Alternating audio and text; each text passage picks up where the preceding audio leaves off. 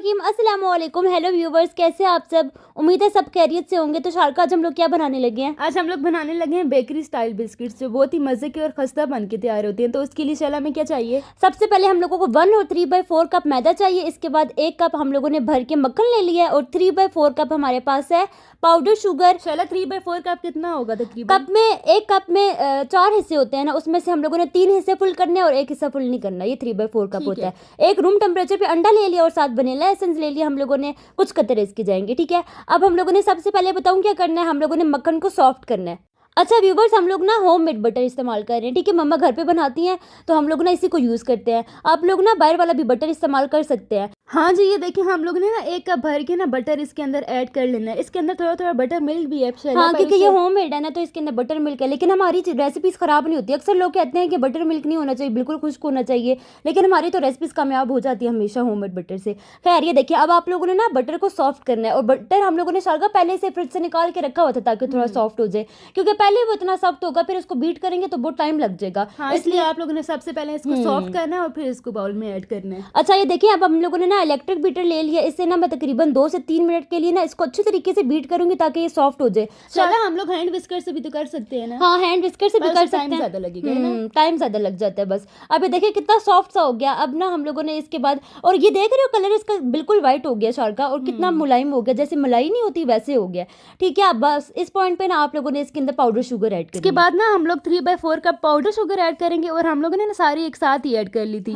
और ना इसको स्पैचुला की मदद से हल्का सा मिक्स किया था, क्योंकि अगर हम लोग डायरेक्ट इस पर बीटर चला देंगे ना तो सारी पाउडर शुगर उड़ जाती है, सारी उड़ जाती है। इसलिए ना आप लोग देख सकते हैं मैंने अच्छा खासा ना इसको मिक्स किया है, वरना ये ना हो कि बीटर चलाएं और आसपास सारा पाउडर शुगर गिरी हो तो फिर ऐसे काम खराब हो जाएगा। ऐसे ही ठीक है, तो ये देखें जी, बस अच्छा खासा मैंने मिक्स कर लिया है ना शारका। अब मैं ना बीटर चलाऊंगी और बीटर की मदद से ना इसको फिर से बीट करना स्टार्ट कर दूंगी। अब फिर शारका मैं तकरीबन ना इसको 2 मिनट के लिए मिक्स करूंगी ताकि जो पाउडर शुगर है ना वो मक्खन के अंदर अच्छी सी एब्जॉर्ब हो जाए। और अगर हम लोग वो यूज करें ना विस्कर, तो उससे आप लोगों ने टाइम डबल कर लेना। अच्छा, आप लोगों ने 4 मिनट करना है। हाँ, अगर जहाँ पे मैं बोल रही हूँ ना 2 मिनट, इसका मतलब है आप लोगों ने 4 मिनट करना है अगर आप लोग हैंड विस्कर की हेल्प से कर रहे हैं। ठीक है, अब इस पॉइंट पे आप लोग देख रहे हैं और ज्यादा स्मूथनेस हो रही है ना शारका, और कलर मजीद व्हाइट हो रहा है और ज्यादा जैसे व्हाइट टेक्सचर नहीं होता वैसे हो गया इसका। अब इस पॉइंट में ना आप लोगों ने एक रूम टेम्परेचर अंडा शामिल कर देना और उसके बाद आप लोगों ने फिर से इसको बीट करना स्टार्ट कर देना है। और ये इतनी आसान सी रेसिपी है, इसको बच्चे भी बना सकते हैं इजीली, है ना शारका? हाँ शैला, कोई भी कॉम्प्लिकेटेड इंग्रेडिएंट्स यूज नहीं होंगे इसमें, बिल्कुल सिंपल से इंग्रेडिएंट्स जो सबके घरों में होते हैं वही डाले हैं हमने। हाँ, अब ये देखिए अंडा ऐड करने के बाद ना मैंने इसको तकरीबन 1 मिनट के लिए बीट किया और उसके बाद स्पैचुला की हेल्प से साइड्स को क्लीन कर लिया इस तरीके से, ताकि जो चीज़ें मिक्सअप नहीं हुई वो भी अच्छे से मिक्सअप हो जाए। ठीक है, इसके बाद फिर से मैं ना शारका इसको तकरीबन 1 मिनट के लिए विस्क करूंगी। ठीक है, वही बात है, अगर आप लोग हैंड विस्कर की हेल्प से कर रहे हैं तो आप लोगों ने डबल कर लेना है। अब ये देखो जी, और शारका देख रहे हो और ज्यादा स्मूथ होता जा रहा है जैसे जैसे हम लोग बीट करते जा रहे हैं ना। अब अंडे के बाद ना तकरीबन 2 मिनट के मैंने इसको बीट किया। ठीक है, ये देखिए ये हो चुका है।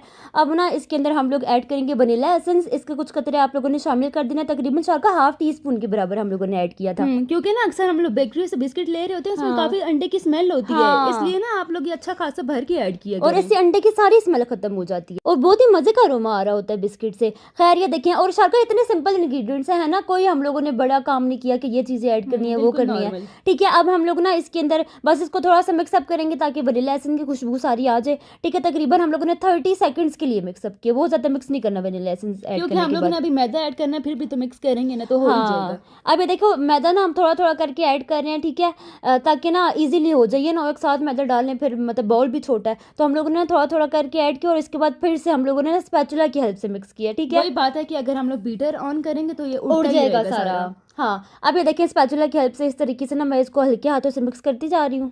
और हम लोग ना डिस्क्रिप्शन बॉक्स के अंदर सारे इंग्रेडिएंट्स वगैरह मेंशन कर देंगे। ठीक है शारका, जैसे हम लोग पहले रेसिपीज देखते थे हमें पता ही नहीं होता था कि 1/4 कप कितना होता है, 3/4 कप कितना होता है, तो हम लोग ना पहले अपनी तरफ से तो सारा एक्सप्लेन कर रहे हैं हम ना। हाँ, तो हम अपनी तरफ से ना आप लोगों को बता देते हैं कि जैसे 3/4 कप क्या होता है। जो कप में 4 पार्ट्स होते हैं, 3 पार्ट्स फुल करेंगे और 1 पार्ट हम लोगों ने ऐसे ही रहने देना। ठीक है, प्रीवियस वीडियो में बताया भी है, दिखाया भी है। हाँ, लेकिन जो न्यू व्यूवर्स है ना उनको नहीं पता होगा। खैर, ये देखिए अब इसके बाद आप लोगों ने फिर से ना इसको बीट करना है और आप लोगों ने ना अच्छा खासा बीट करना है, टाइम लगा के तकरीबन 2 मिनट तक शारका हम लोगों ने बीट करना था। सारा मैदा इसके अंदर ऐड कर लिया था और स्पैचुला की हेल्प से साइड सारी आप लोगों ने स्क्रैप डाउन करनी है ताकि ना साइड से भी अच्छा से मिक्स हो जाए, वरना साइड्स पे सारा लग जाता है। और यहाँ पे हम लोग आपको कंसिस्टेंसी चेक करवाने की इसकी कैसी कंसिस्टेंसी है।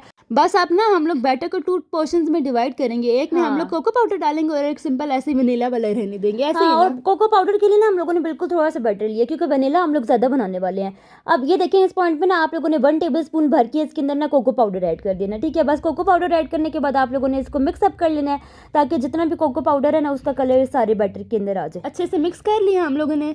चला व्यूवर्स चाहें तो इसको अपने हाथों की मदद से भी शेप दे सकते हैं, पर हम लोग वो यूज़ करेंगे पाइपिंग बैग, है ना? पाइपिंग बैग के थ्रू हम लोग करेंगे। ये देखिए यहाँ पे फिर कंसिस्टेंसी चेक करवा रही हूँ, ये देखें जी। अब हम लोगों ने ना ग्लास में पाइपिंग बैग रखा है और इसके बाद ना उसके अंदर हम लोग इस तरीके से ना सारा जो बैटर है वो ऐड कर देंगे। और शैला ने इस वीडियो में इतने ब्लेंडर्स मारे हैं, बार बार बैटर करा देती थी और मैं इसको कवर करती रहती थी। अच्छा ये देखें, खैर हम लोगों ने ना पाइपिंग बैग के अंदर इसको अच्छे से प्रेस कर करके डालना है क्योंकि फिर शार्क के अंदर बबल्स भी बन जाते हैं ना। हाँ, फिर और आप लोग हमारी ये ट्रिक भी यूज़ कर सकते हैं। हम लोग ना पहले एक ग्लास के अंदर सारा पाइपिंग बैग लगा देते हैं और फिर उसके अंदर सारा एडजस्ट हो जाता है बैटर आराम से। अच्छा ये देखें जी, हम लोगों ने दोनों पाइपिंग बैग्स ऐसे ही फिल कर लिए हैं, चॉकलेट और वनीला। अच्छा अगर आप लोगों के पास पाइपिंग बैग्स ही ना शारका, तो ये थोड़ी देर, हाँ ये थोड़ी देर फ्रिज में रखे ना, तकरीबन 5 मिनट्स के लिए, वो थोड़ा सख्त हो जाएगा क्योंकि बटर है ना। और इसके बाद आप लोग हाथों से भी इसको राउंड शेप या जैसे भी आप लोगों ने शेप देनी है ना वैसे शेप दे सकते हैं, ठीक है।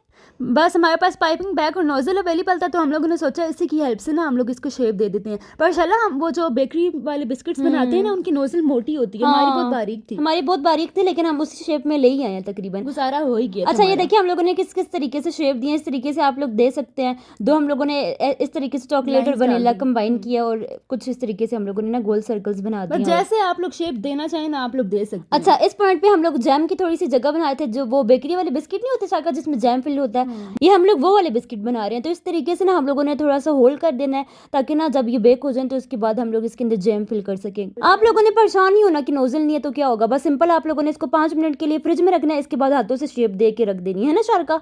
हाँ चला ऐसे ही। अब ना हम लोग कुछ बिस्किट्स के ऊपर ना चॉकलेट चिप्स ऐड कर देंगे, ये बिल्कुल ऑप्शनल है, हम लोग बस डिजाइनिंग के लिए इसको ऐड करें, आप लोग इसको बिल्कुल स्किप कर दें। हाँ और शारका बेकरी में जब हम लोग जाते हैं बिस्किट लेने के लिए बस एक ही बैटर होता है, बस मुख्तलिफ शेप से मुख्तलिफ तरीके से उन लोगों ने डिजाइन किया होता है, तो हम देखने में इतना अच्छा लग रहा था कि सारे ले लें। हाँ अब देखो जैसे कुछ हम लोग जैम वाले बना रहे हैं, ठीक है, कुछ के ऊपर इस तरीके से चॉकलेट चिप्स डाल देंगे, इस तरीके से ना आप लोग भी कर सकते हैं। अब ना हम लोग इसको बेक करेंगे 20 मिनट्स के लिए 180 डिग्री सेल्सियस पे। आप लोग ना इसको देचकी में भी बना सकते हैं, हम लोगों ने विदाउट ओवन भी सारी रेसिपी शेयर की हुई है। हाँ क्योंकि हमारे पास स्पेस नहीं थी ना, ये काफ़ी बड़ा था, इसलिए हम लोगों ने इसको ओवन में बेक कर दिया। खैर ये देखें जी, बेक होने के बाद ये कितने मज़ेदार लग रहे हैं। जब हम लोगों ने बिस्किट ओवन से निकाले थे ना तो थोड़े सख्त थे, ऐसे ही ना चला। तो फिर हम लोगों ने इसको स्टे दिया था, कितने मिनट के लिए चला? तकरीबन 1 घंटे के लिए छोड़ेंगे, जब ये अच्छे तरीके से ठंडे हो जाए। ठंडे होने के बाद ये ऑटोमेटिकली इतने सॉफ्ट हो जाएंगे, खस्ता हो जाते हैं बिल्कुल ही। हाँ अब ये देखें, जो हम लोगों ने स्पेस बनाई हुई थी ना इसके अंदर हम लोग जैम फिल करेंगे, लेकिन थोड़ा सा ठंडा होने के बाद। खैर ये देखें शारका इसकी बैक साइड भी चेक करवा रही है कि बैक साइड पे कितने मजेदार सा कलर आ चुका है। अच्छा हम लोगों ने ना जैम को थोड़ा सा मेल्ट कर लिया था पानी डाल के 1 टेबलस्पून, ठीक है। इसके बाद इस तरीके से पाइपिंग बैग में हम लोगों ने इसको फिल कर लिया है। अब बिस्किट्स ठंडे हो चुके हैं, अब हम लोग ना जो हम लोगों ने स्पेस बना के शारका रखी हुई थी ना उसके अंदर हम लोग इसको फिल करते जाएंगे। बस जिधर हम लोग ने स्पेस बनाई थी ना उधर हम लोग जैम फिल करते रहे। और शैला मुझे सबसे मजे के ना जैम वाले बिस्किट ही लगे थे, जो इसका टेस्ट आता है ना जैम का बिस्किट के साथ बड़ी बहुत ही मजेदार लग रहा होता है। खैर ये देखें जी, यहाँ पे शारका चेक करवा रही है कि ये सारे बन के तैयार हो चुके हैं, और यहाँ पे ना इस पॉइंट पे आपको चेक भी करवा देती हूँ। ये देखें जी कितने खस्ता और कितने मजेदार हैं, क्योंकि ना हम लोगों ने इसको ठंडा किया था शारका, उससे पहले ना ये सख्त ही होते हैं थोड़े। हाँ और ये जो हम लोगों ने जैम डाला था ना ये भी सख्त हो गया ना, बिल्कुल जेली की फॉर्म में आ गया था और इतना मजे का लग रहा था। हाँ क्योंकि इस तरीके से अभी थोड़ा सा गरम है ना, तो थोड़ा सा मेल्ट हो गया, लेकिन ना थोड़ी देर रखेंगे ना ये ठंडा हो जाएगा ना जब जैम, तो ये बहुत ही मज़ेदार सा लग रहा होगा। खैर अगर आप लोगों को हमारी वीडियोस पसंद आती हैं तो आप लोगों ने सबसे पहले चैनल को सब्सक्राइब करना है और बेल आइकन लाजमी क्लिक किया करें, क्योंकि उससे लेटेस्ट वीडियो हमारी शो हो जाती हैं। और हम लोग सारे इंग्रेडिएंट्स अपने डिस्क्रिप्शन बॉक्स में मेंशन कर देते हैं, आप लोग लाजमी देखा करें। तो मिलते हैं अगली वीडियो में। स्टे ट्यून्ड फ्रेंड्स, अल्लाह हाफिज़।